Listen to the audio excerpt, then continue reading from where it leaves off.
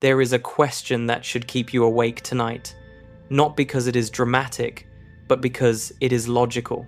If the universe is roughly 13.8 billion years old, and if our galaxy alone contains somewhere between 100 billion and 400 billion stars, and if even a small fraction of those stars host planets capable of supporting life, then the cosmos should be noisy. It should be drenched in signals, in evidence of engineering, in the electromagnetic fingerprints of civilizations far older and far more powerful than ours. But when we point our most sensitive instruments at the sky, we hear nothing, just the cold static hiss of the cosmic microwave background. Silence. And here is the part that should disturb you. There is a hypothesis, taken seriously by physicists and game theorists, that this silence is not an accident. It is not because life is rare. It is because something is enforcing the quiet. Something that does not sleep, does not negotiate, and does not need a reason to act. Something that was built, launched, and forgotten a billion years ago. And it is still working. You have probably heard of the Fermi Paradox, even if you have never called it by that name. It is the gut feeling you get when you look up at a clear night sky, when you see the thick band of the Milky Way smeared across the blackness, and a small voice in the back of your mind whispers, "Where is everybody?" That question, phrased casually over lunch by the physicist Enrico Fermi in 1950, has grown into one of the most haunting open problems in all of science. Not because it is technically complicated, but because the math is so offensively simple and the conclusion is so disturbing. Let us walk through that math. Our galaxy, the Milky Way, contains somewhere between 100 billion and 400 billion stars. Current estimates based on data from the Kepler Space Telescope suggest that between 1 in 5 and 1 in 2 Sun-like stars may host a rocky planet in the habitable zone, the orbital sweet spot where liquid water can exist on the surface. That gives us billions of potentially life-friendly worlds in our galaxy alone. And our galaxy is not special. The observable universe contains roughly 2 trillion galaxies. The number of potentially habitable planets in the cosmos is a figure so large that writing it out would fill a page with zeros. Now, layer in time. The Milky Way is roughly 13 billion years old. Our sun formed about 4.6 billion years ago, which makes it a relative newcomer. There are stars in our galaxy that are 10 or 11 billion years old. If a civilization arose around one of those ancient stars, if they had even a modest head start on us, they would have had billions of years to develop technology, expand across the galaxy, and leave evidence of their existence. Billions. Not thousands. Not millions. Billions. Even if interstellar travel is slow, even if you never break the speed of light, even if your ships crawl between stars at a fraction of 1% of light speed, the math still works. A civilization expanding outward at even a conservative pace would colonize the entire Milky Way in somewhere between 1 million and 100 million years. That sounds like a long time in human terms, but in cosmic terms it is nothing. It is less than 1% of the galaxy's age. This means that if even one civilization in the entire history of the Milky Way developed the ambition and the technology to expand, their fingerprints should be everywhere, on every moon, around every star, embedded in every asteroid belt. We should see their waste heat. We should detect their communications. We should stumble over their infrastructure the way you would stumble over highway systems if you parachuted into any random spot on Earth. But we see none of that. We hear nothing. We detect nothing. After more than 6 decades of searching with radio telescopes, optical surveys, and infrared scans, we have found 0 confirmed evidence of any extraterrestrial civilization anywhere in the observable universe. The silence is total. And that silence, that vast, suffocating quiet, is not just an absence of data. It is starting to look like data in itself. It is starting to look like a message, and the message might be a warning. There are many proposed solutions to the Fermi Paradox. Some are comforting. Maybe life is extraordinarily rare. Maybe the jump from single-celled organisms to complex multicellular creatures is a bottleneck so severe that almost no planet gets through it. Maybe intelligence is a fluke, a 1 in a trillion accident that happened here and nowhere else. If that is the case, the silence is just loneliness. It is sad, but it is safe. We are alone in a big empty house, and no one is coming to hurt us, because no one exists to come. Other solutions are darker. Maybe civilizations arise frequently but destroy themselves before they can expand. Maybe every species that discovers nuclear fission or artificial intelligence inevitably annihilates itself within a few centuries. Maybe the Great Filter, the wall that stops civilizations from reaching the stars, is ahead of us rather than behind us. Maybe we are walking dead, marching toward a cliff we cannot see. But there is one hypothesis that is colder and more mechanical than any of these. It does not require life to be rare. It does not require civilizations to be self-destructive. It does not require any particular biological or cultural failing. It requires only one thing, one civilization, at any point in the last 13 billion years, making one decision and then building one machine. This is the Berserker Hypothesis, and it suggests that the silence of the cosmos is not the absence of civilizations. It is the sound of civilizations being systematically and efficiently suppressed by autonomous machines that were designed to do exactly that. To understand how this could work, we need to start with a man named John von Neumann. Von Neumann was one of the most extraordinary intellects of the 20th century. He was a mathematician, a physicist, a computer scientist, and one of the architects of the atomic bomb. Among his many contributions to science was a theoretical concept that sounds simple but carries world-ending implications. He proposed the idea of a self-replicating machine. The concept is elegant. You build a machine that can do 3 things. First, it can travel. It has some form of propulsion that allows it to cross interstellar distances. It does not need to be fast, it just needs to be durable. Second, it can mine. When it arrives at a new star system, it can identify useful raw materials in asteroids, moons, or planetary rings, and it can extract and process those materials. Third, and this is the part that changes everything, it can build a copy of itself. It carries a blueprint, a complete set of instructions for its own construction. Using the raw materials it mines, it fabricates a duplicate. Then it launches that duplicate toward another star, and the duplicate does the same thing. This is a von Neumann probe. In principle, you only need to build one. You launch it toward the nearest star system. It arrives, perhaps after a journey of decades or centuries. It mines an asteroid. It builds 2 copies of itself. Those 2 copies fly to 2 new star systems. They each build 2 more. Now there are 4, then 8, then 16, then 32. This is exponential growth, and the mathematics of exponential growth are terrifying in their efficiency.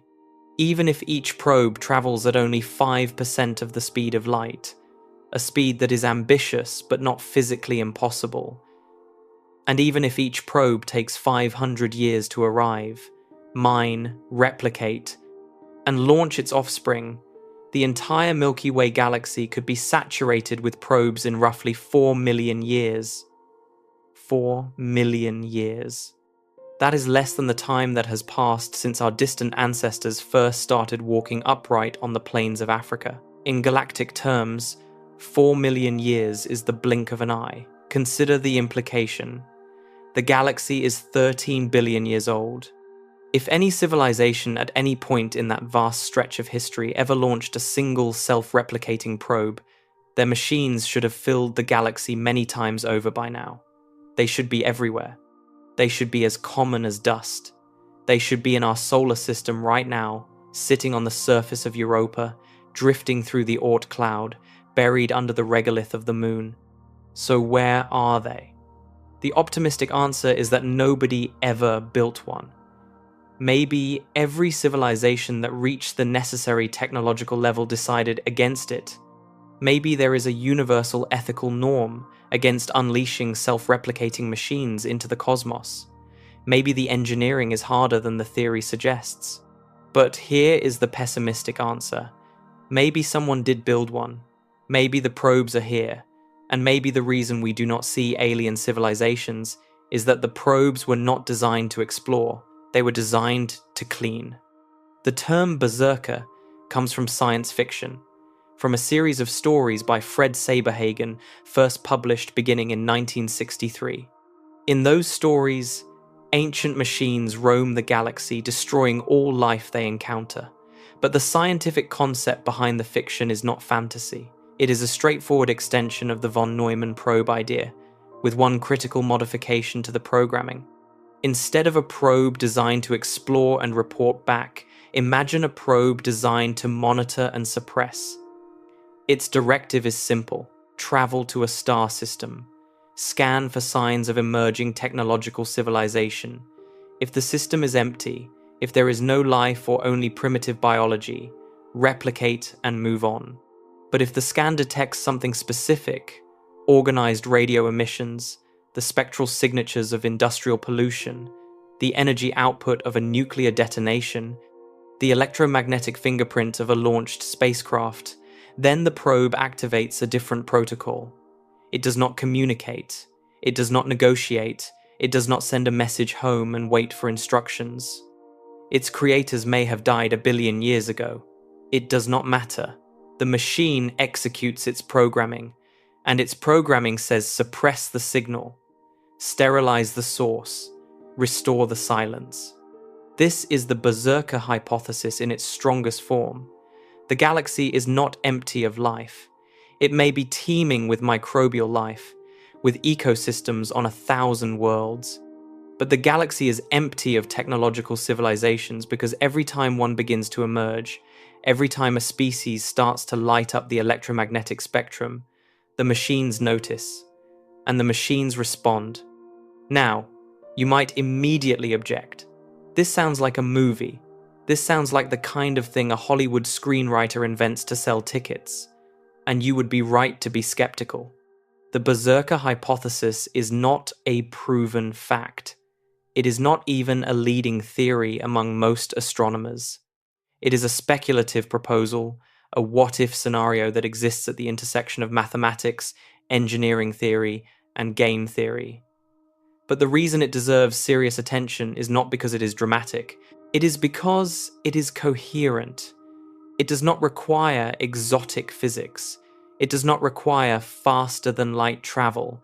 It does not require alien psychology or biology that we cannot understand. It requires only 3 ingredients that are all plausible within known science. Ingredient 1. At least one civilization, anywhere in the Milky Way, at any point in the last 13 billion years, must have developed the capacity to build a self-replicating probe. Given the number of stars and the age of the galaxy, this is not a heroic assumption. We are arguably within a few centuries of being able to do this ourselves. Ingredient 2. That civilization must have programmed its probes with a directive to suppress emerging technological life. We will explore in detail why this might be a rational decision, not a malicious one. But for now, simply note that the directive does not require hatred. It does not require evil. It requires only a cold assessment of risk. Ingredient 3. The probes must be durable enough to function over cosmological timescales. This is the hardest engineering challenge, but not an impossible one. Self-replicating machines that can repair themselves and replace degraded components using local resources could, in principle, persist for billions of years. They do not age in the biological sense. They do not get bored. They do not have existential crises. They are patient in a way that no biological organism can ever be. If all 3 ingredients are present, then the math takes over. Exponential replication does the rest. A single launch event from a single star system by a single civilization that may no longer even exist would be sufficient to fill the galaxy with sentinels. And once the galaxy is filled, the silence becomes self-sustaining. Any new civilization that arises and begins to broadcast is detected and dealt with. The quiet perpetuates itself. It is a self-maintaining system, a thermostat for technological noise, and it would operate indefinitely without any further input from its creators. This is what makes the Berserker Hypothesis so different from other Fermi Paradox solutions. Most other explanations require something to happen over and over again. The Great Filter requires every single civilization to hit the same wall. The self-destruction hypothesis requires every single species to blow itself up. The zoo hypothesis requires every single advanced civilization to agree on a policy of non-interference, which is like expecting every country on Earth to agree on anything at all. The Berserker Hypothesis requires only one event, one civilization, one launch, one wave of exponential replication, and then the galaxy is permanently managed. It is the most economical explanation for universal silence, because it scales automatically. You do not need millions of separate explanations for millions of separate civilizations. You need one explanation that applies everywhere at once. Let us sit with the implications for a moment longer, because the timescale is what makes this genuinely unsettling rather than merely interesting. The universe has existed for 13.8 billion years. The time required for self-replicating probes to fill the galaxy, even at conservative speeds, is measured in single-digit millions of years. That is a rounding error. It is roughly the same as the difference between last Tuesday and last Wednesday on a cosmic calendar. This means that the window of opportunity for this to have happened is not narrow, it is impossibly wide. Billions of years wide. The galaxy has had enough time for this process to have run to completion many times over. So why do we not see the probes? There are several possible answers, and none of them are reassuring. The first is that the probes are designed to be invisible. If you are building a machine whose purpose is to monitor and suppress, you do not give it flashing lights and a radio beacon. You make it quiet. You make it dark. You park it in the dead spaces of a solar system, the places where no one looks. The Oort cloud, the sparse frozen shell of debris that surrounds our sun at a distance of roughly 2,000 to 100,000 astronomical units, is so vast and so dark that we have never directly observed a single object in it. We infer its existence from the orbits of long-period comets. A probe the size of a bus could be sitting a few hundred astronomical units from Earth, and we would never know. Our telescopes are not built to find cold, quiet objects hiding in the dark. The second possible answer is that the probes are dormant. They are not actively scanning every system at every moment. They are waiting. They sit in a low-power state for millions of years, conserving energy, running minimal processes, just enough to monitor for a trigger signal. They are like landmines buried in the soil of the galaxy. You can walk across the field 1,000 times without incident, but the moment you step on the wrong spot, the moment you emit the wrong signal, the mechanism activates. And the third possibility, the one that should make the hair on the back of your neck stand up, is that the probes have already detected us. Our planet has been leaking electromagnetic radiation into space for over a century. The first powerful radio broadcasts left Earth in the early 1900s. Those signals are now more than 100 light-years away, expanding outward in an ever-growing sphere. That sphere has already washed over several thousand star systems. If there is a dormant probe in any of those systems, it has already received the signal. It already knows we are here.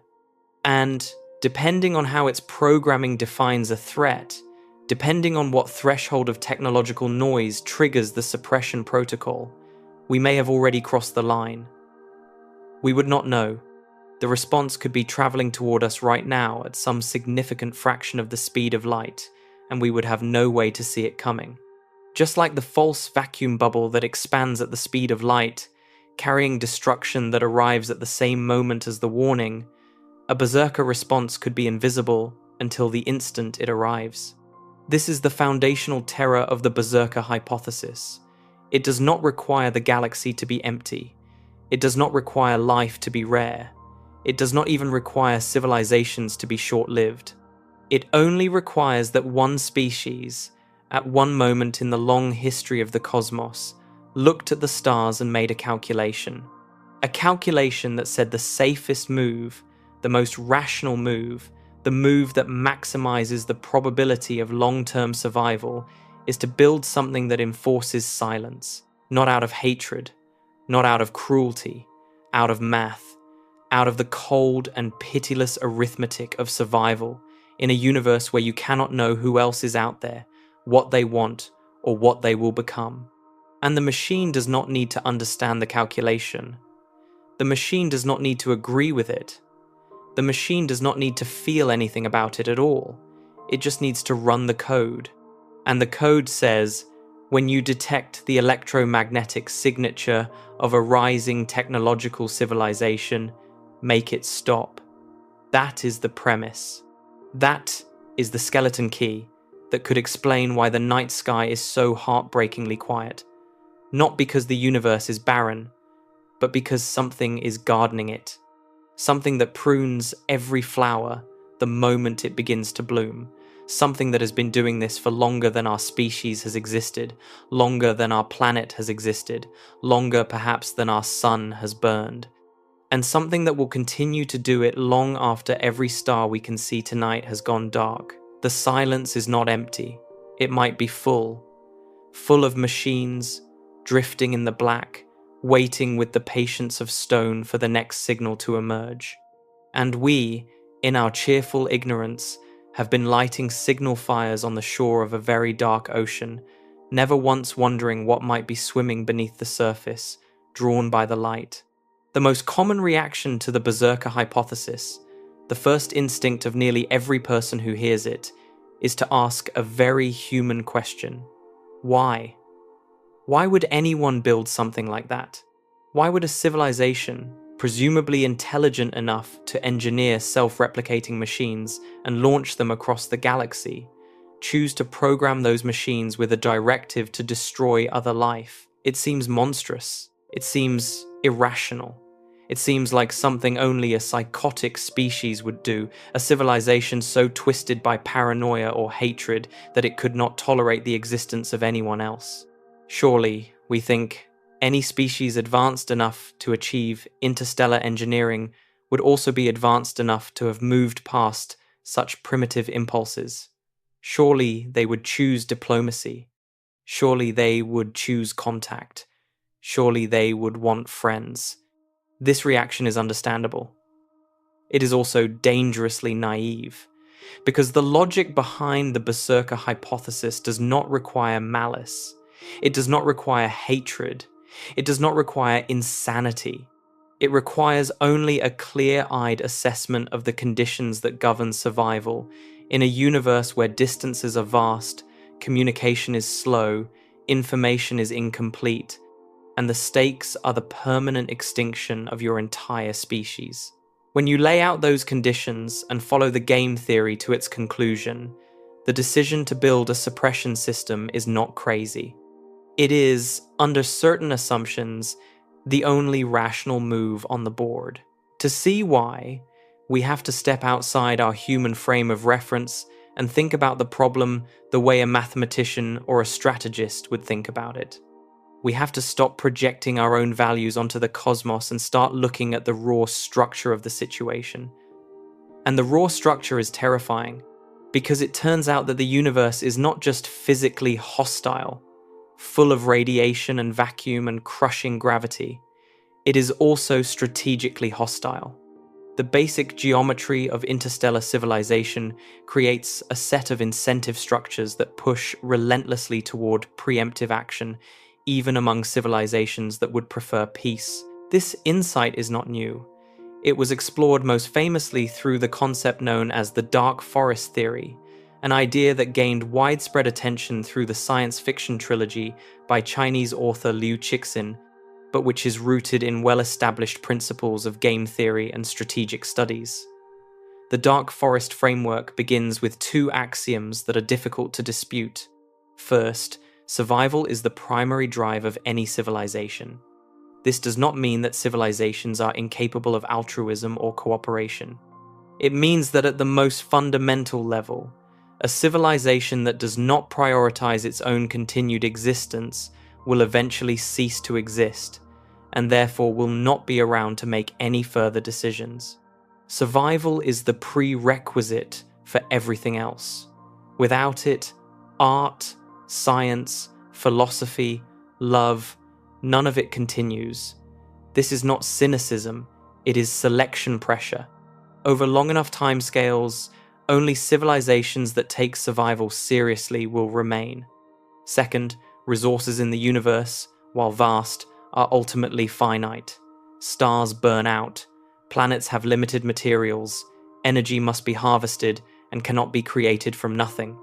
Any civilization that grows, and growth appears to be a universal tendency of complex systems, will eventually need more resources. This means that every civilization is, in principle, a competitor for the same pool of matter and energy. Even if the galaxy is enormous, even if there is plenty of room for everyone today, the long-term trajectory is one of competition. Two civilizations that are peacefully coexisting today may find themselves in direct competition for the same star system a million years from now. These two axioms alone do not lead to violence. On Earth, we have many examples of competing groups finding ways to cooperate, to trade, to establish treaties, to build institutions that manage conflict without resorting to destruction. But interstellar civilization introduces a variable that has no analogue in human history, a variable that poisons every attempt at cooperation before it can begin. That variable is the chain of suspicion. The chain of suspicion arises from a simple problem. You cannot know what another civilization is thinking. On Earth, when two nations are in conflict, they can at least talk. They can send ambassadors. They can open back channels. They can read each other's newspapers. They can observe each other's military deployments via satellite. The information is imperfect, but it exists. And critically, the time delay is short. A phone call takes seconds. A diplomatic flight takes hours. A missile takes minutes. The response loop is fast enough that trust, while fragile, can be built incrementally through repeated interaction. Now, transport this situation to interstellar scales. Two civilizations are separated by, say, 50 light years. That means a radio message takes 50 years to arrive and 50 years to return. A single round of communication takes a full century. If civilization A sends a message saying, "We come in peace," it will be 50 years before civilization B even hears it. During those 50 years, civilization A could have undergone a revolution, a technological breakthrough, a societal collapse, or a shift in leadership that completely changes its intentions. By the time B formulates a response and A receives it, a full century has passed. The civilization that sent the original message may no longer exist in any recognizable form. This delay is not an inconvenience. It is a fundamental barrier to the establishment of trust. Trust requires verification. Verification requires observation. Observation requires timely information. And timely information is precisely what the speed of light denies you across interstellar distances.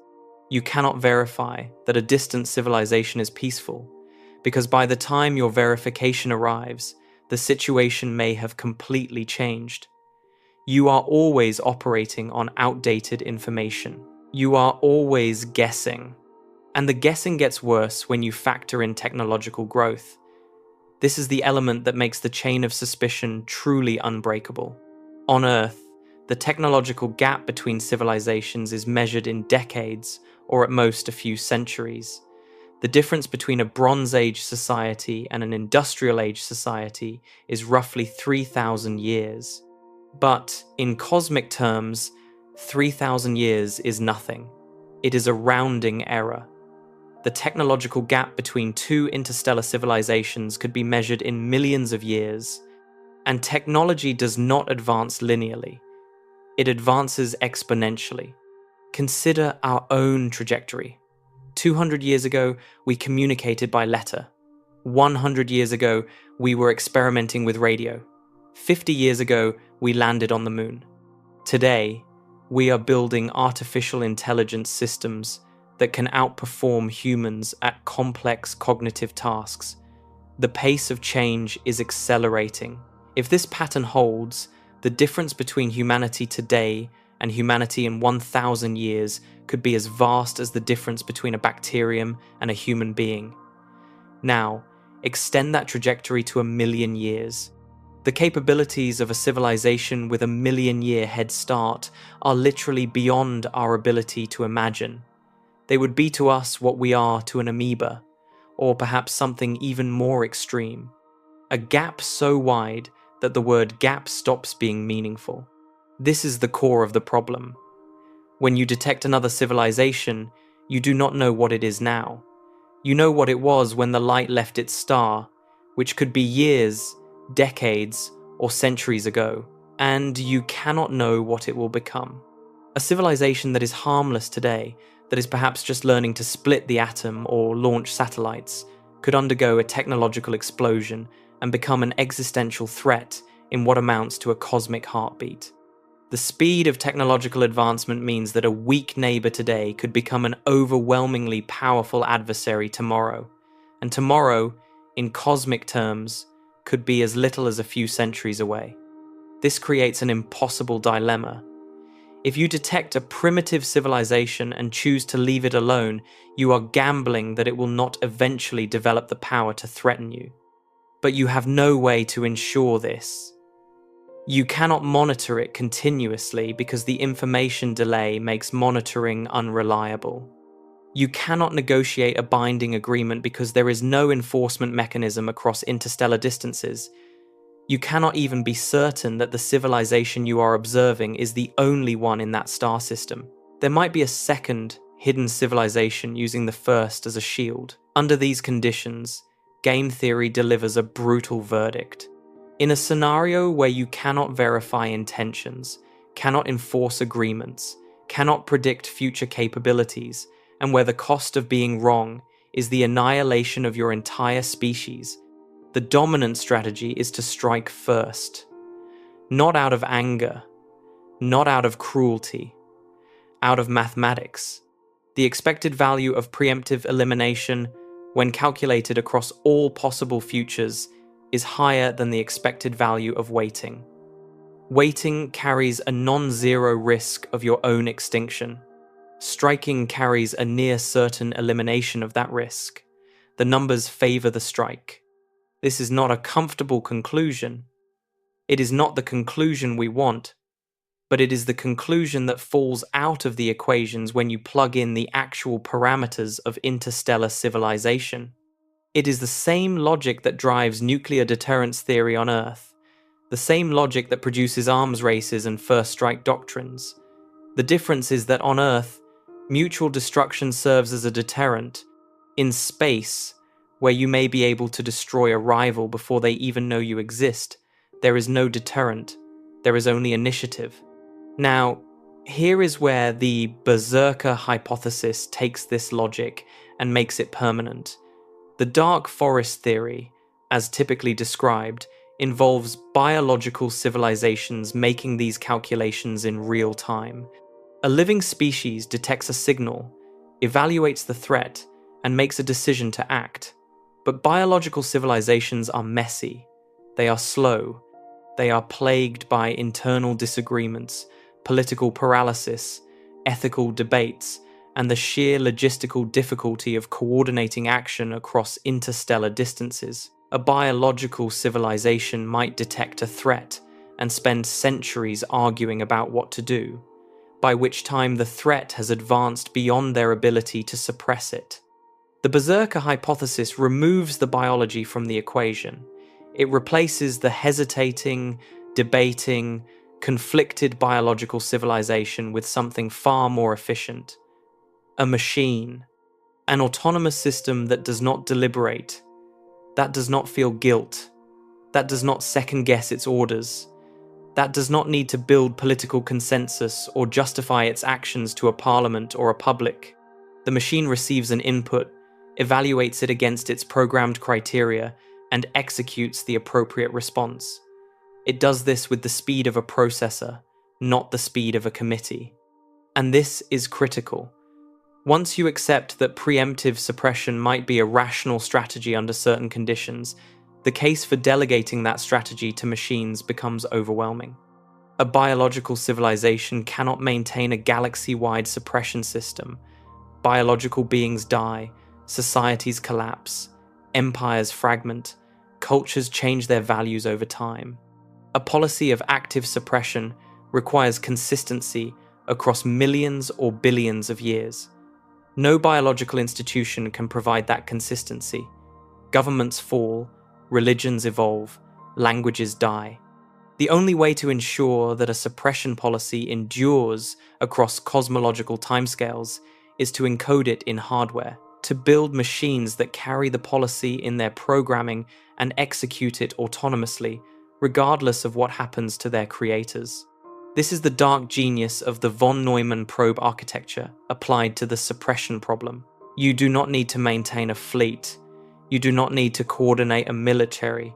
You do not need to keep your civilization alive and functional for 1 billion years. You need to build one machine, encode it with the correct instructions, and launch it. The machine does the rest. It replicates, it spreads, it monitors. And when the trigger conditions are met, it acts.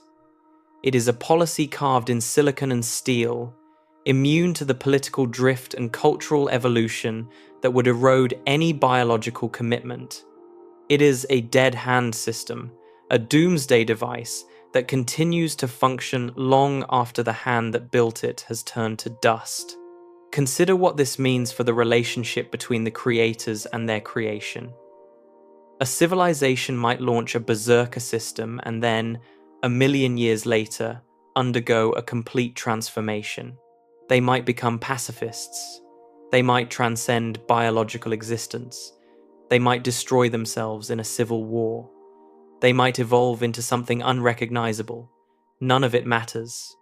The probes are already out there. The probes do not receive policy updates. The probes do not check in with headquarters. They operate on their original programming, the programming that was written by a civilization that no longer exists, in response to fears that may no longer be relevant, based on a strategic calculation that no living mind remembers making. This is the horror of the Berserker Hypothesis distilled to its essence. The machines do not hate you. Hatred requires consciousness, intention, emotional engagement. The machines are not conscious. They are not angry. They are not afraid. They are executing a function to the extent that they can be said to have a purpose. That purpose is defined by code written in a language that may have been dead for longer than our sun has burned. The probe that arrives in your star system and initiates a suppression protocol is not your enemy. It does not know you are there in any meaningful sense. It detects a pattern of electromagnetic emissions that match its trigger criteria. It executes the corresponding response subroutine. To the machine, you are not a civilization. You are not a people. You are not a story. You are an input that matches a conditional statement. You are a signal that meets the threshold. You are an if-then clause being resolved. This mechanical indifference is precisely what makes the hypothesis so disturbing. We are accustomed to threats that have faces, enemies you can negotiate with, persuade, deceive, or at least understand. But a berserker probe is not an enemy in any recognizable sense. It is a process. It is an algorithm with a propulsion system. Trying to reason with it would be like trying to reason with a thermostat. The thermostat does not care if you are hot or cold. It reads the temperature and activates the cooling system.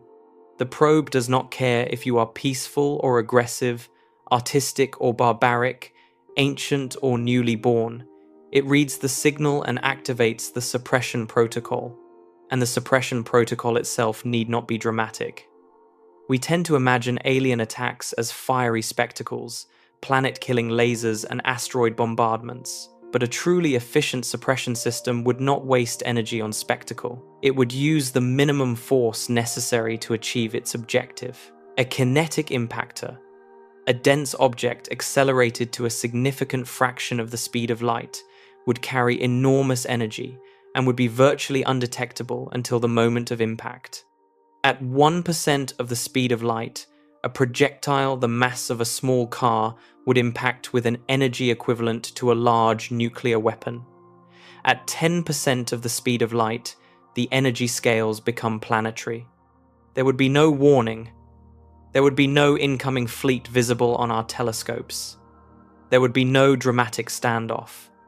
There would be a brief, barely perceptible streak in the sky, and then silence. Or the method might be even subtler. A probe that has positioned itself close to a target system could redirect a natural body, an asteroid or comet already present in the system, onto a collision course with the inhabited planet. This would be almost impossible to distinguish from a natural event.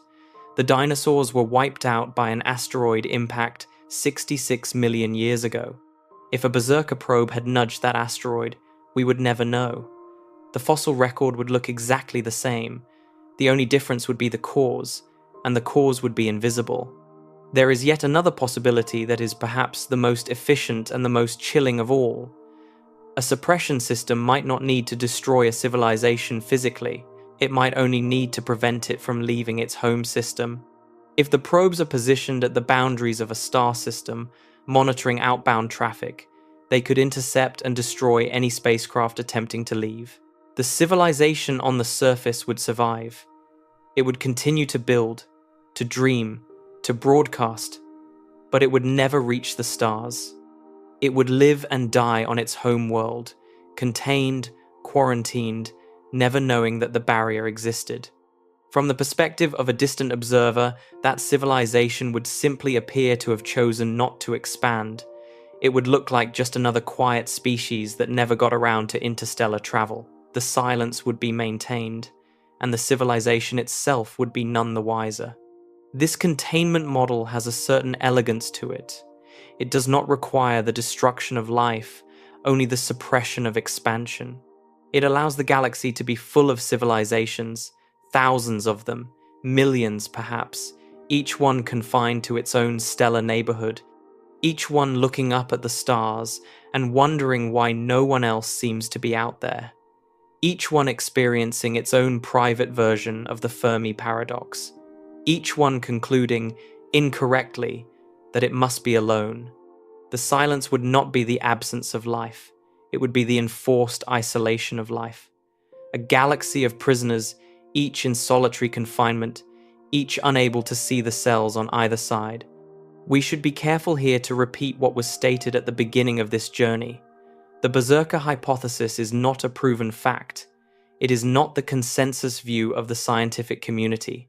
It is one of many proposed explanations for the Fermi Paradox, and it is among the more speculative ones. The absence of evidence for Berserker probes could simply mean they do not exist. The silence of the cosmos could have many explanations that do not involve autonomous killing machines. But the hypothesis deserves serious consideration for a specific reason. It does not require any assumptions that lie outside the boundaries of known physics and engineering.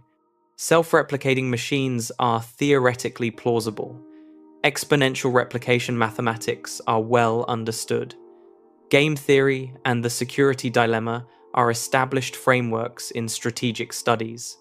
The logic of preemptive action under conditions of uncertainty is not exotic. It is taught in every military academy on Earth. The Berserker Hypothesis simply takes these established principles and applies them to the scale of the galaxy. It asks what happens when you combine self-replication with the security dilemma and remove the constraints of biology. And the answer it produces is consistent with the one data point we actually have, the silence. That is what makes this hypothesis so difficult to dismiss. Not because it is proven, but because it is coherent. It does not require exotic physics. It does not require implausible biology. It does not require every civilization in the galaxy to independently make the same mistake or reach the same cultural dead end. It requires only one event, one civilization, one launch, and the mathematics of exponential growth do the rest. The silence emerges not from 1,000 separate causes, but from a single systemic one. And a single systemic cause is, by the logic of parsimony, exactly the kind of explanation that science tends to favor. The game theory of interstellar survival is not a comfortable subject. It forces us to confront the possibility that the universe operates not on the principles we wish it did, on cooperation, on mutual curiosity, on the desire for friendship, but on the principles that actually govern competition under uncertainty. Principles that are cold and mathematical and indifferent to our feelings about how things ought to be. The universe does not owe us a benevolent galaxy. It does not owe us neighbors who want to trade recipes and share technology. It may instead have given us neighbors who did the math, came to a conclusion that terrified them, and built machines to ensure that their terror was the last terror anyone would ever need to feel. Machines that are still out there, still running, still waiting, not because they are evil, or at least because someone, a very long time ago, believed they were correct enough to press the button. There is a natural objection to everything we have discussed so far, and it is a reasonable one. If the galaxy is supposedly saturated with self-replicating machines, if these probes have had millions or even billions of years to spread to every star system, then where are they? We have sent spacecraft to every planet in our solar system. We have driven rovers across the surface of Mars. We have dropped a probe onto the surface of Titan, the largest moon of Saturn. We have mapped the asteroid belt. We have photographed Pluto from a distance of just 12,500 kilometers. If there were alien machines parked in our cosmic backyard, surely we would have noticed something by now. Surely someone would have spotted a glint of metal on the surface of an asteroid, an anomalous heat signature on a moon, a shadow drifting across the disk of a distant star. We have been looking, and we have found nothing. But this objection, comforting as it is, rests on a very dangerous assumption. It assumes that a machine designed by an intelligence potentially millions or billions of years more advanced than ours would be detectable by our instruments. It assumes that something built to operate across cosmological timescales, something engineered with capabilities that exceed our own by an almost incomprehensible margin, would make itself visible to a species that only learned to use radio a little over a century ago. That assumption is not just optimistic, it is, upon examination, almost certainly wrong. To understand why, we need to think carefully about what detection actually means. Detection requires a signal. It requires energy arriving at our instruments in a form we can measure. Visible light, infrared radiation, radio waves, gravitational disturbances, something that stands out against the background noise of space. For us to find an object, that object must either be emitting energy, reflecting energy, or blocking energy in a way that our sensors can distinguish from the natural environment. This is how we find asteroids. They reflect sunlight. This is how we find exoplanets. They dim the light of their host star when they transit across its face, or they tug the star slightly with their gravity. This is how we find distant galaxies. They emit light across the electromagnetic spectrum. Now, imagine you are designing a machine whose primary function is to persist undetected for millions of years while monitoring a star system for signs of emerging technology. What would you optimize for? You would optimize for the exact opposite of everything we look for. You would minimize energy emission.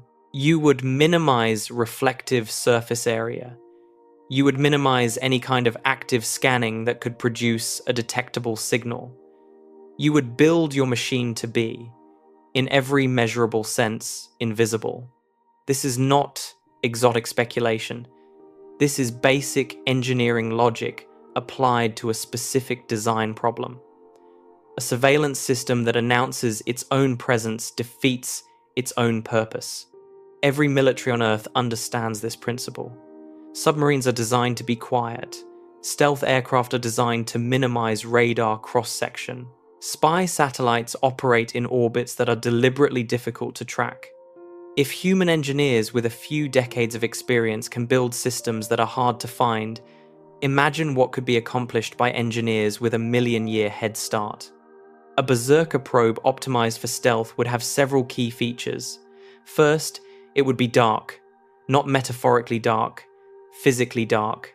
Its exterior surface would be designed to absorb radiation across as broad a spectrum as possible, reflecting almost nothing. In space, where the background temperature is roughly 2.7 Kelvin, just a few degrees above absolute zero, any object that radiates significant heat stands out like a bonfire in a snowfield. Infrared telescopes are specifically designed to detect these thermal signatures. A well-designed probe would manage its waste heat with extraordinary precision, radiating just enough to maintain its internal systems, but never enough to rise above the ambient cosmic microwave background. It would be thermally camouflaged, blending into the faint glow of the universe itself. Second, it would be small. There is no reason a monitoring probe needs to be the size of a starship. The essential components, a sensor array, a processor, a small energy source, a communication system, and perhaps a set of dormant replication tools, could be packaged into something no larger than a piece of common space debris, a rock, a grain, something indistinguishable from the trillions of natural objects that populate any given star system. Our solar system alone contains millions of catalogued asteroids in the main belt between Mars and Jupiter, and the estimated number of objects larger than 1 meter in the Oort cloud runs into the trillions. Hiding a probe among this population would be like hiding a particular grain of sand on a beach that stretches from horizon to horizon. You would not find it unless you knew exactly where to look and what to look for. Third, and perhaps most importantly, a Berserker probe would be passive. This is a critical distinction. Active scanning means sending out a signal and listening for the echo. Radar works this way. Sonar works this way. But active scanning is inherently detectable because the signal itself can be intercepted. If a probe were actively pinging our solar system with radar pulses, we could potentially detect those pulses. A passive system does not send out anything. It simply listens. It absorbs electromagnetic radiation that is already present in the environment, the radio waves, the infrared emissions, the light, and it processes that information internally without ever revealing its position. We do this ourselves. Optical telescopes are passive instruments. They do not shine a spotlight on the stars. They simply collect the photons that are already arriving. A passive Berserker probe parked in the outer solar system would be functionally undetectable by any technology we currently possess. It would be a silent ear in the darkness, gathering information without ever giving away its existence. Now, let us consider where such a probe might position itself. If you were choosing a location to monitor a star system for signs of emerging intelligence, you would want several things. You would want a clear line of sight to the inner system, where rocky planets orbit and biological life is most likely to develop. You would want access to raw materials in case you need to repair yourself or, if the trigger is tripped, replicate. You would want to be far enough from the central star that its radiation does not interfere with your sensors, but close enough that the light travel time for incoming signals remains relatively short. And above all, you would want to be somewhere that the inhabitants of the system, if they exist, would never think to look. The Oort cloud fits every one of these criteria with disturbing precision. As we touched on earlier, this is the spherical shell of icy debris at the outermost edge of our solar system. What makes it relevant here is not just its distance, but its sheer neglect. For reference, Pluto orbits at an average distance of about 39 astronomical units. The inner boundary of the Oort cloud begins more than 50 times further out than that. No telescope has ever imaged an object there directly. No spacecraft has ever come close to reaching it. It is not merely dark, it is the largest, most voluminous region of our solar system, and simultaneously the one we know the least about. A sentinel could orbit there for 1 billion years without a single human instrument ever registering its presence. But the Oort cloud is not the only option. The asteroid belt, the Kuiper belt, the Trojan points of Jupiter, where clusters of asteroids share the giant planet's orbit, the surfaces of dead moons like our own, all of these are environments where a small, quiet, well-camouflaged object could persist indefinitely without detection. Consider the moon. We have mapped its surface extensively from orbit, but our resolution is limited. The Lunar Reconnaissance Orbiter, one of the most capable imaging spacecraft ever built, can resolve objects on the lunar surface down to about 50 centimeters. That is remarkable for planetary science, but it means that any object smaller than half a meter would be invisible in those images. A probe the size of a suitcase, sitting in a permanently shadowed crater near the lunar South Pole, would not appear in any survey we have ever conducted. And here is a thought that adds another layer of unease. We have already detected objects in our solar system that we cannot fully explain. In 2017, astronomers spotted an object passing through our solar system on a trajectory that marked it as coming from interstellar space. It was the first confirmed interstellar visitor, and they named it Oumuamua. Its behavior was strange. Its shape was unusual, either extremely elongated or extremely flat, unlike any known asteroid or comet. It exhibited a non-gravitational acceleration as it moved away from the sun, speeding up in a way that could not be fully explained by outgassing alone. Some scientists, most notably the Harvard astrophysicist Avi Loeb, publicly suggested that Oumuamua could be an artifact of alien technology, perhaps a light sail, perhaps a probe, perhaps a piece of debris from an engineered structure. The mainstream consensus is that Oumuamua was a natural object, possibly a fragment of a nitrogen iceberg from a distant planetary system, and that its anomalous acceleration was caused by the sublimation of nitrogen ice, which would be difficult to detect spectroscopically at that distance. That explanation is reasonable, but it is important to acknowledge what the episode revealed about our capabilities. We spotted Oumuamua only after it had already passed its closest point to the sun and was on its way out of the solar system. We had a few weeks of observation before it became too faint to track. We could not determine its composition with certainty. We could not image its surface. We could not measure its mass directly. And this was for an object that passed through the inner solar system, the region we monitor most closely. If a similar object had entered the Oort cloud and parked itself in a stable orbit around a Kuiper belt body, we would have no idea it was there. None. This brings us to the concept of trigger signatures, the specific technological markers that a dormant probe might be programmed to detect. If the Berserker Hypothesis is correct, the probes are not indiscriminately destroying everything they find. Microbial life on a hydrothermal vent is not a threat. Fish in an alien ocean are not a threat. Even a species with basic agriculture and iron tools is not a threat. The danger, from the perspective of the machine's programming, begins only when a civilization starts doing things that could eventually allow it to become a competitor on a galactic scale. The probe is looking for a specific set of signals. It is waiting for a tripwire to be crossed. What might that tripwire look like? The most obvious candidate is electromagnetic emission. A pre-technological civilization is invisible from interstellar distances. It produces no signals that stand out against the natural background. But the moment a species begins to use radio, it begins to glow. Radio transmitters, television broadcasts, radar systems, all of these produce electromagnetic radiation that propagates outward at the speed of light into the surrounding space. The signal weakens with distance, following the inverse square law, but it does not disappear.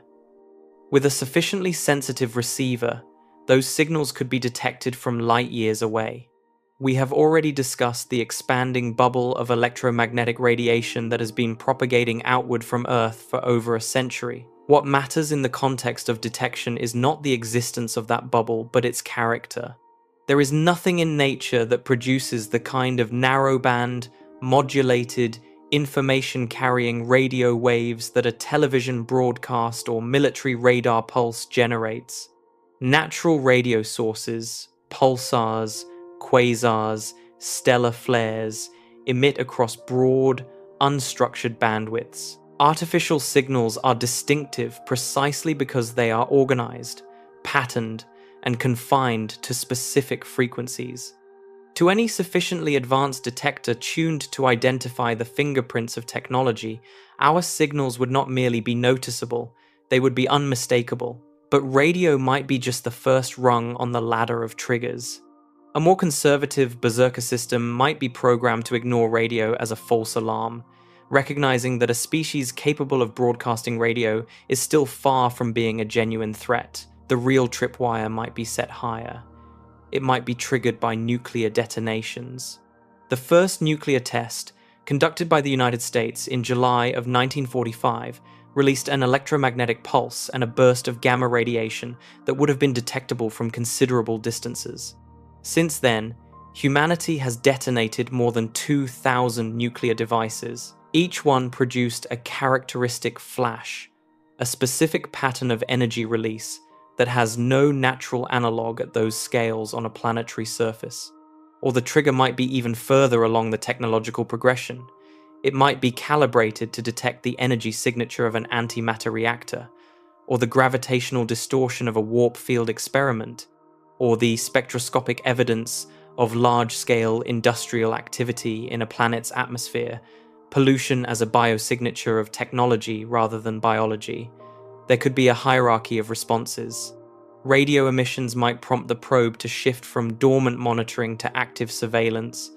Nuclear signatures might escalate its alert level further. And only a certain class of advanced energy manipulation, the kind of activity that indicates a civilization is on the verge of becoming interstellar, might trigger the final protocol. This graduated response model has a chilling corollary. It means that a civilization can exist for some time in a state of ignorant grace. It can develop agriculture. It can build cities. It can create literature and philosophy and art. It can even begin to dabble in basic science. All of this would fall below the detection threshold. But the moment it crosses a specific line, the moment it starts manipulating energy at a scale that registers on the probe's sensors, the clock starts ticking, and the civilization would have no idea. There would be no warning, no ultimatum, no diplomatic envoy descending from the clouds. Just a silent shift in the status register of a machine that has been watching for longer than the species has existed. Consider how this framework changes the meaning of progress itself. Every technological achievement that we celebrate as a triumph of human ingenuity could simultaneously be a step along a path toward detection, a step toward a threshold we cannot see and did not know existed. We do not know which of our milestones, if any, has already registered on a monitoring system. We do not know whether the threshold has been crossed or whether it lies ahead.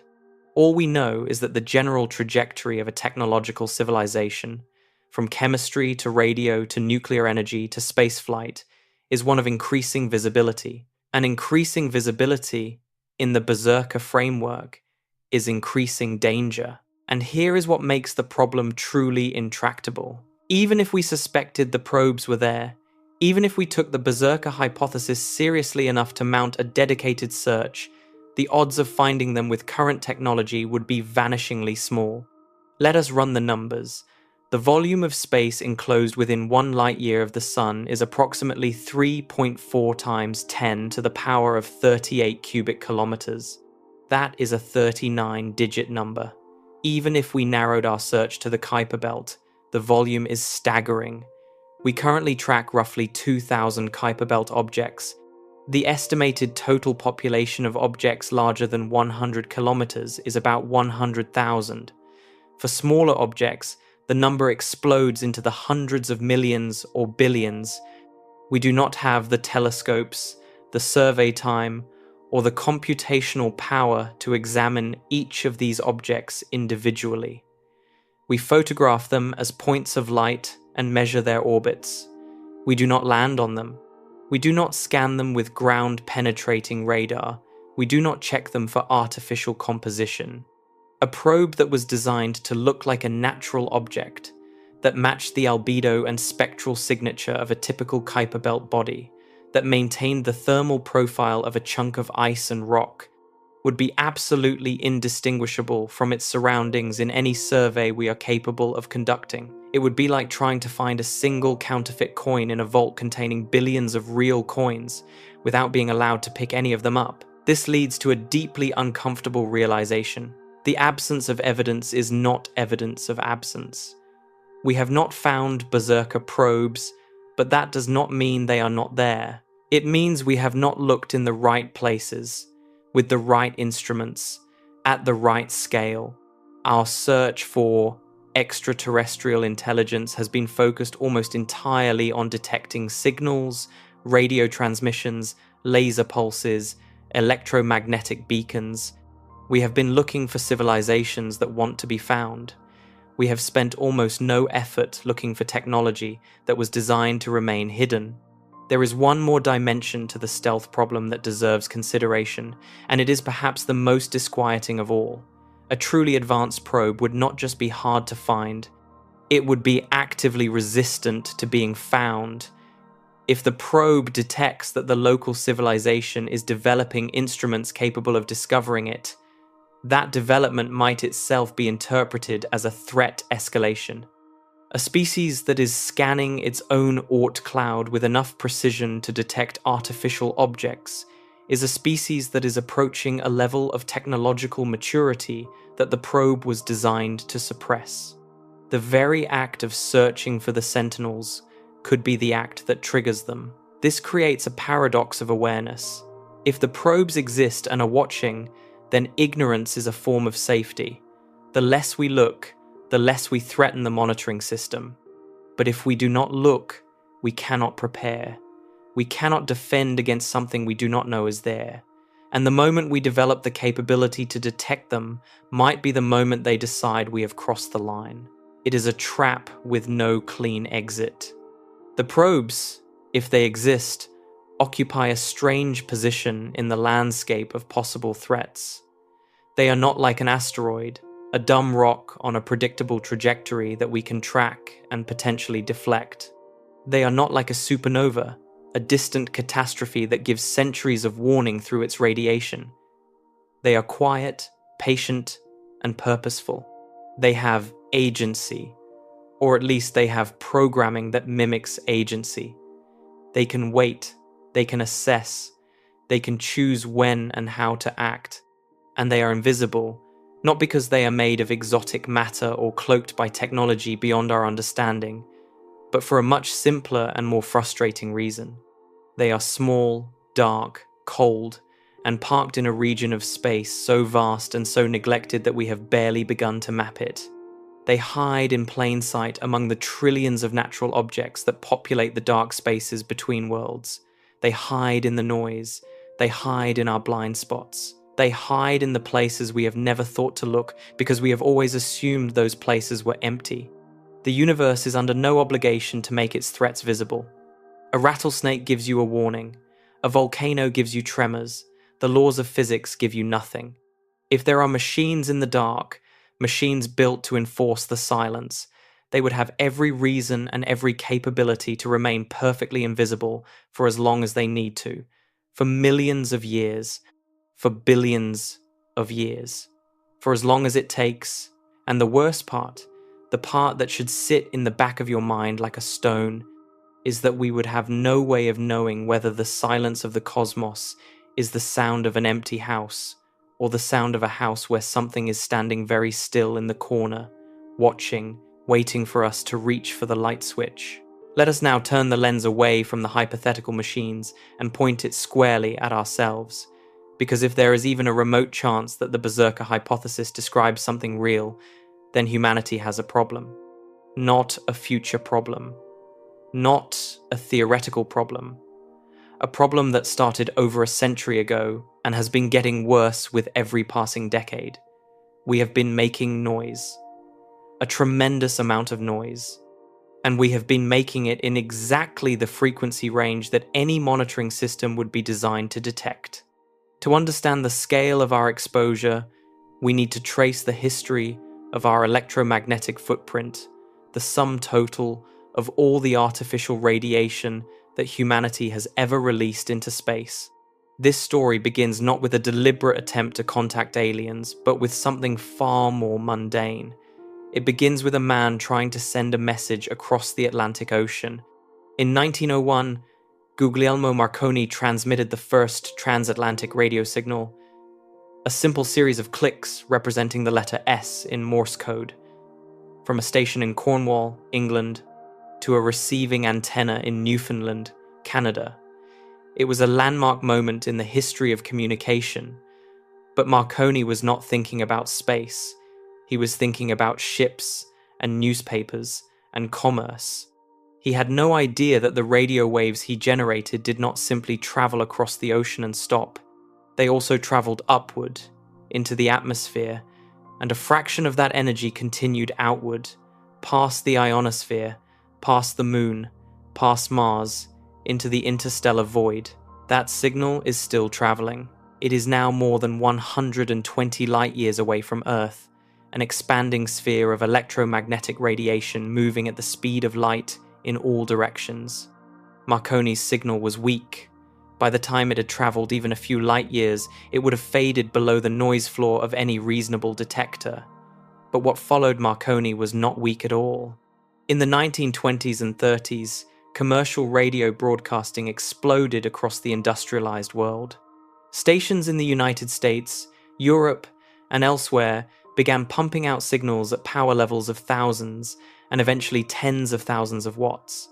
These signals were not directed at the ground. Radio antennas broadcast in broad patterns, and a significant portion of their energy radiated upward and outward into space. Then came the Second World War, and with it came radar. Radar systems operate by emitting powerful pulses of radio energy and listening for the echoes that bounce off distant objects. Military radar installations during the war operated at power levels of hundreds of thousands of watts, sometimes millions. These pulses were not subtle. They were among the most powerful artificial electromagnetic emissions Earth had ever produced. They cut through the atmosphere and radiated into space with a strength that would be detectable across interstellar distances by any receiver significantly more advanced than our own. After the war, the electromagnetic flood only intensified. Television broadcasting began in earnest in the late 1940s. Early television signals were powerful, analog, and extremely wasteful from an energy perspective. They sprayed radio frequency energy across wide bandwidths and across wide angles. By the 1960s, the combined electromagnetic output of Earth's radio, television, and radar systems had made our planet one of the brightest radio sources in the local stellar neighborhood. Not as bright as the sun in raw power, but bright in a way that was unmistakably artificial. Natural objects do not produce narrowband, modulated, information-carrying signals at specific frequencies. Stars emit radio noise across a broad spectrum. Pulsars emit periodic bursts. But nothing in nature produces signals that carry the structured patterns of a television broadcast, or the coded pulses of a military radar installation. This means that for roughly a century, Earth has been radiating a signature that screams technological civilization to anyone or anything with the means to listen. The expanding sphere of this radiation now encompasses thousands of star systems. Every year it grows by 1 light year in radius, encompassing new stars, new planets, new potential listeners. We cannot recall it. We cannot turn it off retroactively. It is already out there, propagating at the speed of light, utterly beyond our ability to control or retrieve. But accidental leakage is only part of the story, because on several occasions, humanity has not merely leaked signals by accident. We have deliberately aimed powerful transmissions at the stars, specifically intended to announce our presence to anyone who might be listening. We have done this knowingly, enthusiastically, and in some cases without any meaningful debate about the consequences. The most famous of these deliberate transmissions is the Arecibo message. On November 16th, 1974, a team led by Frank Drake and Carl Sagan used the massive Arecibo radio telescope in Puerto Rico to beam a carefully designed message toward Messier 13, a globular cluster of roughly 300,000 stars located approximately 25,000 light-years away. The message was transmitted at a frequency of 2,380 MHz with an effective power of roughly 20 trillion watts, focused into a narrow beam. It contained encoded information about the numbers 1 through 10, the atomic numbers of elements essential to life on Earth, the structure of DNA, a crude figure of a human being, a representation of the solar system, and an image of the Arecibo telescope itself. It was a calling card, a cosmic introduction, a deliberate shout into the dark. At the time, the message was largely treated as a symbolic gesture. The target was so far away that any response would take 50,000 years to complete the round trip. The odds of it being received by a technological civilization were acknowledged as extremely small. It was seen as an act of optimism, a celebration of human curiosity, a harmless expression of our desire to connect. But the Arecibo message was not the only deliberate transmission. In 2008, a Doritos advertisement was transmitted toward a star system in the constellation Ursa Major, roughly 46 light-years away. In 2017, the organization known as METI International, Messaging Extraterrestrial Intelligence, transmitted a message toward the star, Luyten's star, roughly 12.4 light-years away. Numerous other transmissions have been made by various groups, some scientific, some commercial, some little more than publicity stunts.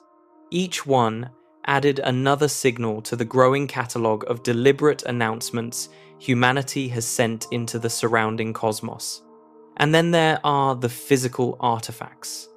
In 1977, NASA launched the twin Voyager spacecraft on trajectories that would eventually carry them out of the solar system and into interstellar space. Attached to each spacecraft is a golden record, a 12-inch gold-plated copper disc containing sounds and images selected to represent the diversity of life and culture on Earth. The records include spoken greetings in 55 languages, samples of music ranging from Beethoven to Chuck Berry, natural sounds like wind and bird song, and 116 images depicting humans, animals, landscapes, and scientific diagrams. Perhaps most critically, the records include a diagram showing the position of the Sun relative to 14 pulsars, essentially a map that any sufficiently advanced recipient could use to determine exactly where in the galaxy these spacecraft came from. Carl Sagan, who chaired the committee that designed the golden record, described it as a message in a bottle cast into the cosmic ocean.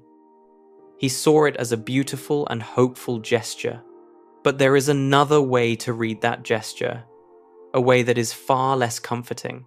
If you are operating under the logic of the Berserker Hypothesis, sending a map of your home address into interstellar space is not a message in a bottle.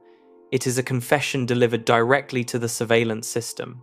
It is a species voluntarily providing its own coordinates to whatever might be listening. The Voyager probes are now more than 150 astronomical units from the Sun, moving at roughly 17 kilometers per second. At that speed, they will take tens of thousands of years to approach even the nearest star. The chance that they are ever physically intercepted by another civilization is astronomically small. But that is not what matters under the Berserker framework. What matters is the principle. What matters is what it reveals about our behavior as a species. We are loud, we are careless, we do not merely exist. We advertise our existence, we put up billboards. This tendency has not gone unnoticed within the scientific community. In fact, there is a serious and ongoing debate among researchers about the wisdom of active transmission. This debate is known as the METI controversy, and it has produced some of the most heated exchanges in the recent history of astrobiology. On one side are those who argue that we should be actively reaching out. They contend that the potential benefits of making contact with an advanced civilization, the knowledge, the technology, the confirmation that we are not alone, far outweigh the risks. They point out that our accidental leakage has already announced our presence, so any deliberate transmission is merely adding a whisper to a shout that is already in progress. On the other side are those who argue that deliberate transmission is reckless and potentially catastrophic. Among the most vocal critics is the physicist Stephen Hawking, who before his death in 2018 explicitly warned against active attempts to contact alien civilizations. Hawking drew an analogy to the history of contact between civilizations on Earth, noting that encounters between societies with large technological gaps have almost always ended in disaster for the less advanced party. He suggested that if aliens ever visit Earth, the outcome might resemble what happened when Christopher Columbus arrived in the Americas, and as he put it, that did not turn out well for the native population. Other scientists have raised more formal objections. In 2015, a group of researchers, including Elon Musk, science fiction author David Brin, and several prominent SETI scientists signed an open letter cautioning against sending messages to potentially habitable exoplanets. The letter argued that a worldwide scientific, political, and humanitarian discussion must occur before any message is sent, and that no individual or organization should take it upon themselves to speak for the entire human species without broader consensus. The tension here is real and it is unresolved. Those who favor active messaging tend to operate from an assumption of cosmic benevolence. They assume that any civilization capable of interstellar travel or communication would have moved beyond aggression and would be inclined toward peaceful contact. But this assumption has no empirical basis. It is a projection of human hope onto a universe that has given us no data whatsoever about the disposition of other intelligences. We have exactly one example of a technological civilization, ourselves, and our own history is a brutal litany of conquest, colonization, and the extermination of weaker societies by stronger ones. To assume that the cosmos operates on more charitable principles than our own planet is an act of faith, not science. Under the Berserker Hypothesis, the METI debate takes on an entirely different dimension. It is no longer a question of whether aliens might be friendly or unfriendly. It is a question of whether automated systems, machines without emotions, without diplomacy, without the capacity for mercy or curiosity, might be monitoring our signals and responding according to a protocol that was written before our species existed. This is the critical distinction that separates the Berserker framework from scenarios involving biological alien civilizations. In a dark forest scenario, there is at least the theoretical possibility of deception, of diplomacy, of one side convincing the other to stand down. Against an automated system, none of those tools exist. A message saying we come in peace is processed the same way as a message saying we declare war. Both are electromagnetic emissions. Both register as input. the content is irrelevant. The only thing that matters is whether the signal matches the trigger criteria. Under this framework, the METI debate is not a question of crafting the right message, it is a question of whether any message should be sent at all. This reframing extends beyond deliberate messaging. It casts a shadow over the entire enterprise of space exploration. Every step we take toward becoming a spacefaring civilization, every achievement we celebrate as a milestone in human progress, is simultaneously a step toward greater visibility. Consider what lies ahead on humanity's technological roadmap. We are planning missions to Mars with the goal of establishing permanent settlements. We are developing plans for asteroid mining operations. We are beginning to design prototype fusion reactors.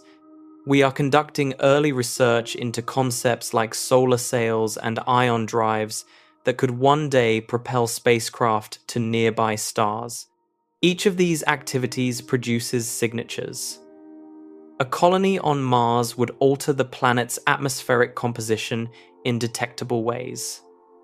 Asteroid mining would change the reflective properties of targeted objects.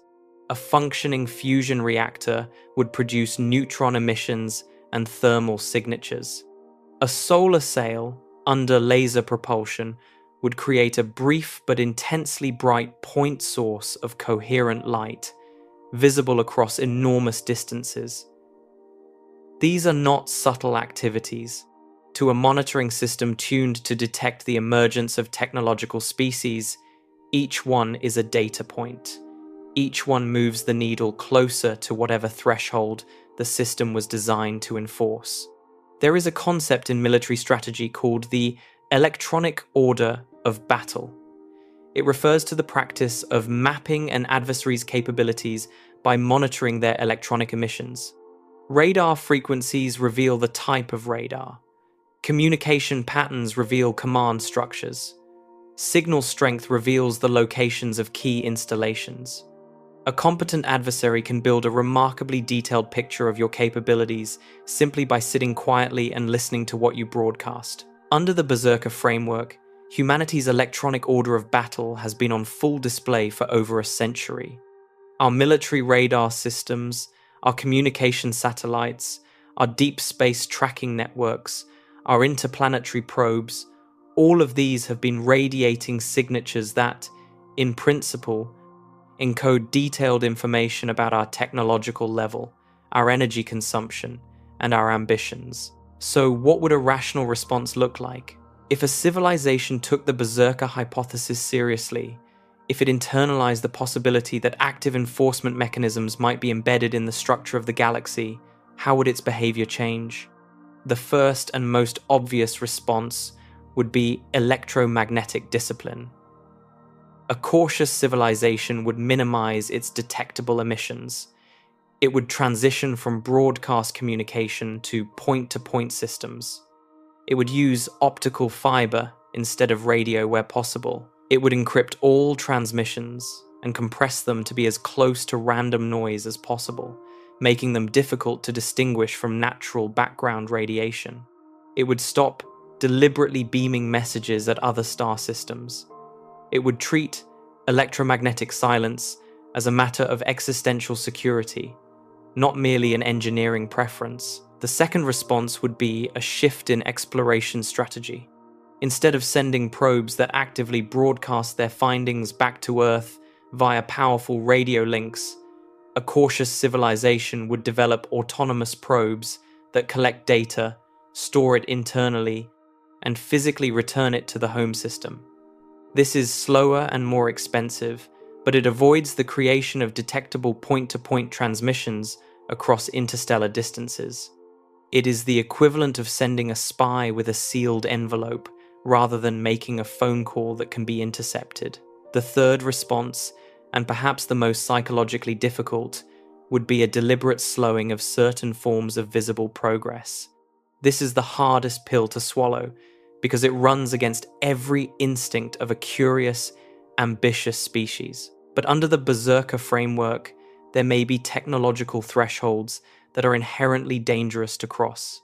The construction of a Dyson sphere or swarm, a megastructure designed to capture a significant fraction of a star's energy output, would be visible from across the galaxy. The detonation of an antimatter weapon would produce a gamma-ray signature unlike anything in nature. The activation of a warp drive, if such a thing is ever possible, might produce gravitational waves or exotic energy signatures that serve as an unmistakable beacon. A cautious civilization might choose to delay or conceal these developments, conducting experiments in shielded environments or developing technologies that minimize their external signatures. This is a deeply counterintuitive strategy for a species like ours. We are builders, we are broadcasters. We have spent our entire history making ourselves louder, brighter, and more visible. The idea that visibility could be lethal runs against the grain of our culture. We name our space program after Greek gods. We print our national flags on the sides of our rockets. We describe exploration as our destiny. The notion that our destiny might include learning to be quiet, learning to hide, learning to grow without being seen, feels like a betrayal of everything we value. But consider the alternative. If the Berserker Hypothesis is correct, even partially, then every high-profile act of cosmic self-promotion is a gamble with the survival of our species. The Arecibo message, the Voyager records, the steady drumbeat of electromagnetic leakage, these are not just scientific activities, they are strategic decisions made in the absence of crucial information. We do not know what is out there. We do not know what is listening. We do not know what the rules are. And yet we have been playing the game as if we are the only ones at the table. There is a term in ecology for an organism that expends enormous energy on display and advertisement. It is called an honest signal. Male peacocks grow extravagant tails to advertise their genetic fitness. Certain frogs produce loud, carrying calls to attract mates. These signals are costly to produce, and that cost is the point. The signal says, I am so strong that I can afford to waste energy on this display. But honest signals only work in environments where the primary risk is failing to attract a mate. In environments where the primary risk is attracting a predator, honest signals are suicidal. The loudest frog in the pond is also the one most likely to be eaten by a snake. We are the loudest frog. We are sitting in a cosmic pond of unknown depth and unknown population, croaking at the top of our lungs, and we have never once paused to ask whether the pond contains snakes. The most sobering aspect of this situation is that even if we stopped all transmissions today, even if we went completely silent this instant, it would not undo what has already been done. Over a century of electromagnetic radiation is already propagating outward through the galaxy. That bubble cannot be recalled. It cannot be dimmed. It cannot be erased. Whatever information it carries about our location, our technology, and our nature is already in transit. If there is a dormant probe within 100 light-years of Earth, it has already received our earliest signals. If the trigger threshold is set at the detection of artificial radio, we may have already crossed it decades ago. This creates a peculiar and somewhat suffocating strategic position. We cannot undo our past exposure. We can only manage our future behavior. And even that management is complicated by the fact that we are not a unified species with a single decision-making authority. We are 8 billion individuals spread across nearly 200 sovereign nations with competing interests, ideologies, and levels of concern about existential risk. Getting the entire human species to agree on a policy of electromagnetic restraint would be a political challenge of unprecedented difficulty. Any single nation, organization, or even wealthy individual with access to a sufficiently powerful transmitter can unilaterally increase our exposure. The decision to be quiet requires universal compliance. The decision to be loud requires only one defector. This is the practical nightmare of the Berserker Hypothesis applied to human civilization. It does not matter if 99% of humanity agrees to go silent. If even one actor continues to broadcast, the signal is sent. The tripwire is touched. The system does not care about our internal politics. It does not distinguish between a scientific transmission and a commercial one. It does not know or care that the signal was sent by a rogue state or a private company or a graduate student running an unauthorized experiment. It processes the input, and if the input matches the trigger criteria, it executes the response. We are, in a very real sense, a species that has already committed the act and is now debating whether it was wise. The letter has been mailed. The phone has been ringing. The only question is whether anyone or anything is on the other end of the line. And if the answer is yes, whether we will hear back in the form of a greeting or in the form of a silence that is suddenly and permanently extended to include us. We have now walked the full length of this idea. We have seen the mathematics of self-replication. We have examined the game theory that could motivate a civilization to build suppression systems. We have considered why such machines would be nearly impossible to detect with our current technology. And we have looked at the ways in which humanity has already, perhaps irreversibly, announced its presence to whatever might be listening. Now it is time to step back and ask the largest question. What does it all mean?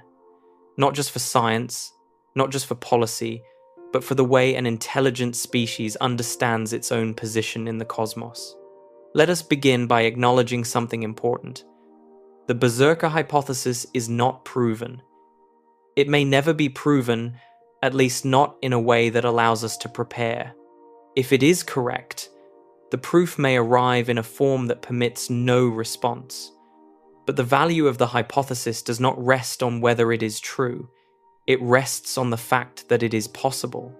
And not just vaguely possible in the way that many exotic scenarios are technically possible. It is possible within the bounds of known physics, known engineering principles, and known mathematics. It does not require wormholes. It does not require faster than light travel. It does not require exotic matter or dimensions we cannot access. It requires only three things we already understand: self-replicating machines, which are a straightforward extension of technologies we are already developing; game theoretic reasoning under uncertainty, which is a well-established field of study taught in universities around the world; and exponential growth, which is perhaps the most basic and well-understood phenomenon in all of mathematics. This is what separates the Berserker Hypothesis from many other speculative ideas about extraterrestrial life. It is not a story about aliens with inscrutable motives. It is not a narrative about civilizations that transcend into higher dimensions or upload themselves into virtual paradises. Those explanations for the Fermi Paradox rely on assumptions about alien psychology and culture, assumptions that we have no way to verify. The Berserker Hypothesis relies on assumptions about machines and mathematics, and machines and mathematics are things we can reason about with confidence. We know how exponential growth works. We know how game theory works. We know, at least in principle, how self-replicating systems work. The hypothesis is built entirely from components that exist in our own intellectual toolkit. That is what makes it so difficult to dismiss. We established earlier why the Berserker Hypothesis carries a particular weight among proposed solutions to the Fermi Paradox, where other explanations demand that every civilization independently hits the same wall, or that thousands of alien societies maintain a perfect, unbroken consensus across billions of years. This hypothesis requires none of that. But it is worth pausing here to appreciate a different dimension of its power. It is not merely that the hypothesis is economical, it is that the hypothesis is actionable. Most Fermi Paradox solutions describe a universe we cannot influence. If life is rare, there is nothing to do about it. If civilizations inevitably self-destruct, we can only hope to be the exception. If a zoo is in effect, we are simply waiting for the zookeepers to make their next move. The Berserker Hypothesis is different. It describes a universe where our behavior matters, where the choices we make about communication, exploration, and visibility could have direct consequences for our survival. That is what separates it from a philosophical puzzle and makes it a strategic problem. Not a galactic conspiracy, not a coordinated policy among thousands of species, a single engineering project by a single species at a single moment in cosmic history. After that, the system propagates itself through the galaxy using the blind, relentless power of exponential mathematics. It does not need maintenance. It does not need consensus. It does not need cooperation from anyone else. It operates autonomously, indefinitely, across all of space and all of time. One cause produces one effect that covers the entire galaxy. It is, in terms of explanatory economy, one of the most efficient solutions to the Fermi Paradox ever proposed. And it is also, without question, one of the most disturbing. Because if it is correct, it changes everything about how a civilization should behave. Let us think about what it would mean for a species to truly internalize the Berserker Hypothesis. Not to treat it as an interesting thought experiment discussed at academic conferences and then forgotten over dinner, but to genuinely believe, as a matter of policy, that there is a non-zero probability that automated suppression systems are monitoring the galaxy for signs of emerging technological life. How would such a belief change the behavior of a civilization? The first and most immediate change would be in communication strategy. A civilization that takes the Berserker Hypothesis seriously would treat every electromagnetic emission as a potential death sentence.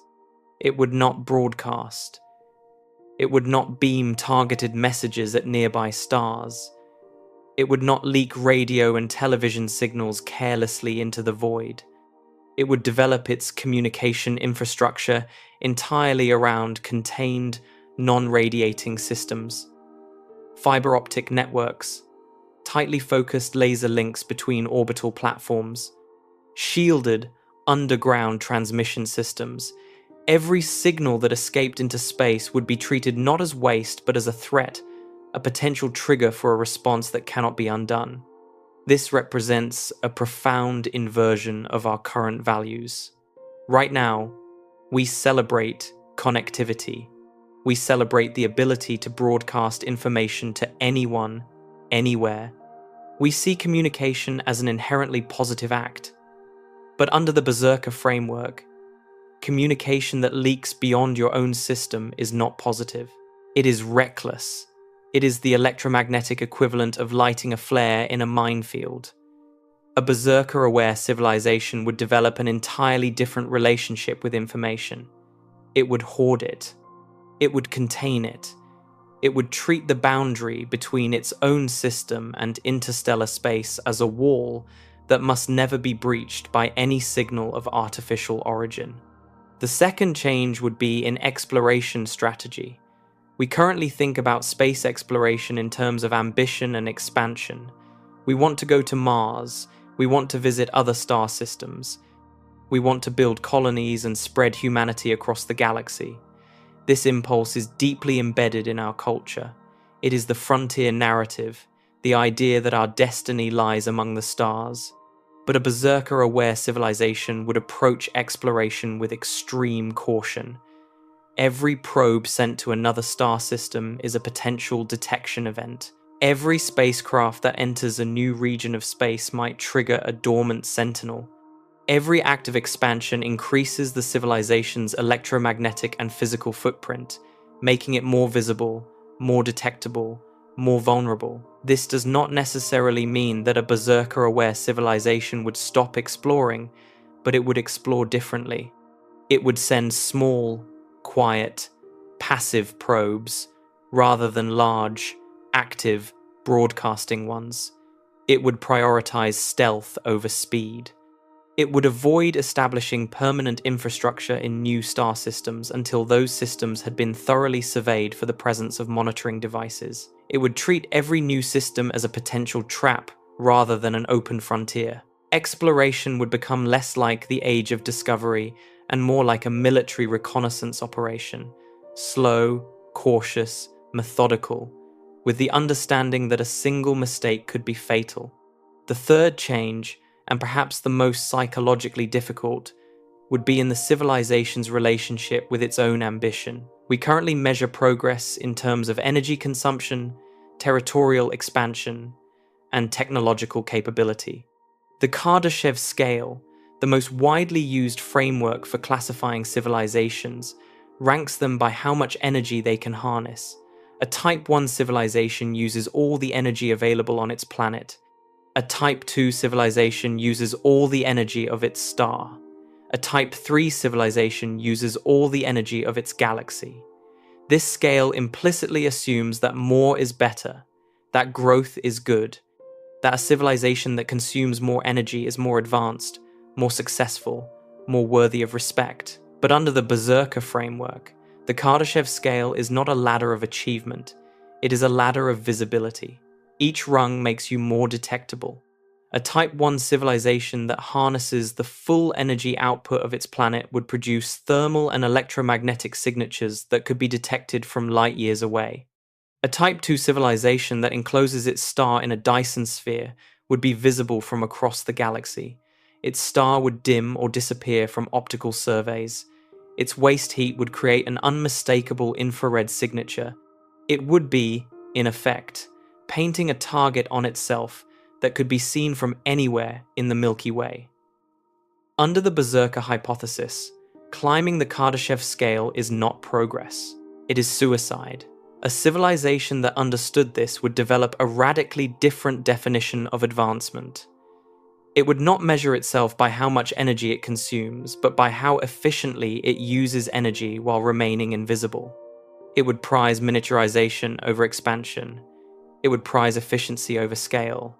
It would develop technologies that do more with less, rather than technologies that simply do more. The most advanced civilization in the galaxy under this framework would not be the one that builds the biggest structures. It would be the one that is the hardest to find. This leads to a profound and uncomfortable possibility. If the Berserker hypothesis is correct, and if other civilizations have independently arrived at the same conclusion, then the galaxy might be full of intelligent life that has deliberately made itself invisible. Not because it is primitive, not because it lacks the technology to build Dyson spheres and megastructures, but because it understands that building such things is a death sentence. The most advanced civilizations in the galaxy might be the quietest ones, the ones that have mastered the art of existence without evidence, the ones that consume energy with such surgical precision that their thermal signature is indistinguishable from the cosmic microwave background, the ones that communicate through means we cannot detect, gravitational waves perhaps, or quantum entanglement, or methods we have not yet conceived of. They would be ghosts, deliberate ghosts, ghosts by design. And we, in our noisy infancy, would have no way of knowing they were there. We would look at the sky and see silence and conclude that we are alone.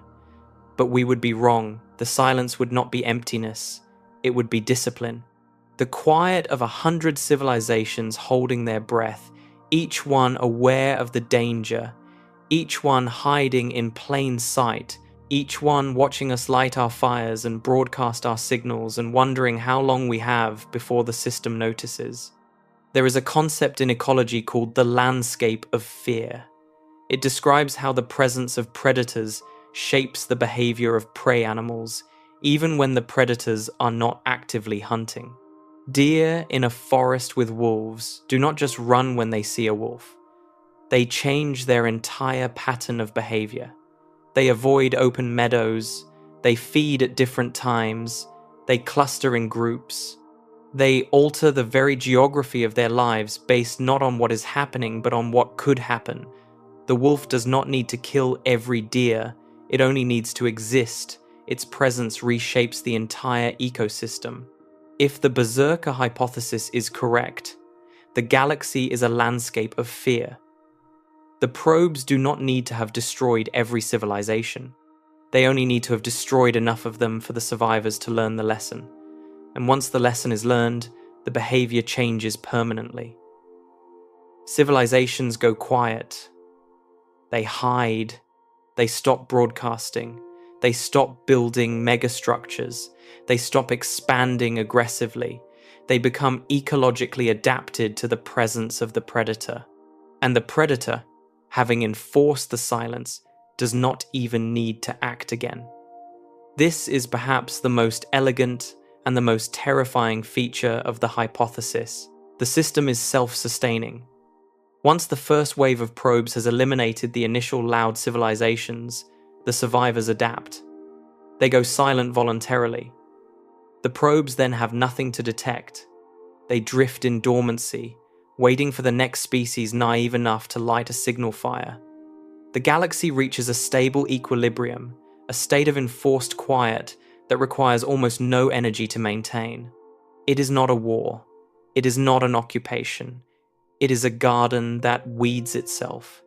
And yet, even in this dark picture, there are cracks of light. Because the Berserker Hypothesis, precisely because it is so logically rigorous, also contains within it the seeds of its own limitations. No system is perfect. No code is without bugs.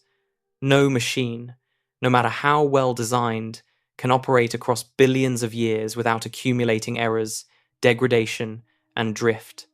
The probes may have been designed to be durable, but durability is not the same as perfection. Over cosmological timescales, even the most robust system will encounter conditions it was not designed for. Stars go supernova. Galaxies collide. The cosmic environment changes in ways that no programmer, no matter how advanced, can fully anticipate. There may be gaps in the network, regions of space where the probes have malfunctioned, where the replication chain has broken, where the sentinels have degraded beyond functionality. There may be windows of time, brief by cosmic standards but lasting millions of years in human terms, where the monitoring system in a particular region of the galaxy is offline. A civilization that emerged during one of these windows might have time to develop, to learn, to prepare, and perhaps to find a way to survive in a galaxy that is otherwise under surveillance. There is also the question of whether the probes can be fooled. A machine designed to detect specific signatures can only detect what it is programmed to look for. If a civilization develops technology along a path that the original programmers did not anticipate, if it uses energy sources that produce no familiar signatures, if it communicates through channels that the probes are not equipped to monitor, it might slip beneath the detection threshold entirely. The probes are bound by their programming. They are not creative. They do not adapt in the way that a living intelligence adapts. They are frozen echoes of a civilization that existed billions of years ago, executing code that was written for a universe that may have changed in ways their creators could not foresee. This is the narrow thread of hope that the hypothesis leaves us. The system may be imperfect, the net may have holes, and a species that is clever enough, cautious enough, and patient enough might find a way to thread the needle. Not by being loud, not by being ambitious, but by being quiet and smart and very, very careful. But this hope comes with a caveat that brings us full circle. To thread the needle, you first have to know the needle exists. You have to take the hypothesis seriously. You have to look at the silence of the cosmos and consider the possibility that it is not an invitation but a warning. You have to resist the deeply human urge to shout into the void and instead learn to listen, to watch, to study the silence itself for patterns that might reveal the architecture of the trap. And this is precisely what we have not done. For over a century, our approach to the cosmos has been one of cheerful extroversion. We have broadcast, we have transmitted, we have sent maps of our home and recordings of our music hurtling into the dark. We have treated the universe as a friendly neighborhood where the worst that can happen is that nobody is home. We have never seriously considered the possibility that somebody is home and that they built something designed to ensure that new neighbors do not move in. The Berserker Hypothesis does not demand that we abandon space exploration. It does not demand that we cower in fear. It demands something much more nuanced and much more difficult. It demands that we grow up, that we shed the naive optimism of a species that has never encountered a predator it could not eventually overcome. That we look at the data, the silence, the emptiness, the vast and thundering quiet of a universe that should be noisy, and take it seriously as evidence that something may be wrong. The silence is not nothing. The silence is the single most important piece of data we have about the cosmos. Every theory about extraterrestrial life must account for it. And of all the theories that do, the Berserker Hypothesis is among the most parsimonious and the most chilling. It does not need the galaxy to be empty. It needs only one event, separated from us by billions of years, to explain everything we observe. One civilization, one calculation, one machine, and then silence, permanent, self-enforcing, galaxy-wide silence. Not because life is rare, not because intelligence is fragile, not because civilizations destroy themselves, but because something was built a long time ago by someone who did the math, and the math said that the safest galaxy is a quiet galaxy. We do not know if this is true. We may never know until the answer comes to us in a form we cannot ignore. But the question itself, the mere possibility, should change the way we think about our place among the stars. It should make us more cautious, more humble, more aware that the universe is under no obligation to be safe, and that the greatest danger may not be what we can see, but what we cannot. The night sky is beautiful. It has inspired every civilization that has ever looked up at it. It has driven us to build telescopes and spacecraft and equations that describe the curvature of space itself. But beauty and danger are not mutually exclusive. The ocean is beautiful too, and it is full of things that can kill you. The difference is that in the ocean, you can see the sharks. In the cosmos, the sharks may be invisible. They may be patient. They may be everywhere. And the only evidence of their existence may be the thing we have been staring at all along without understanding what it means. The silence. Not empty. Not peaceful. Not waiting to be filled with the sounds of friendly contact and shared discovery, but enforced, maintained, guarded by machines that have been doing their job since before our planet formed, and that will continue doing it long after our sun has burned to a cold white ember. We are a young species. We have been technological for barely a heartbeat on the cosmic clock. We have so much to learn, so much to discover, so much to build. But perhaps the most important thing we can learn, the lesson that might determine whether we survive or join the silence, is this. In a universe where you do not know the rules, the wisest move is not to announce yourself. It is to listen, to watch, to learn the shape of the darkness before you light a match. Because once the match is lit, you cannot blow it out, and you do not know what is watching from the other side of the room.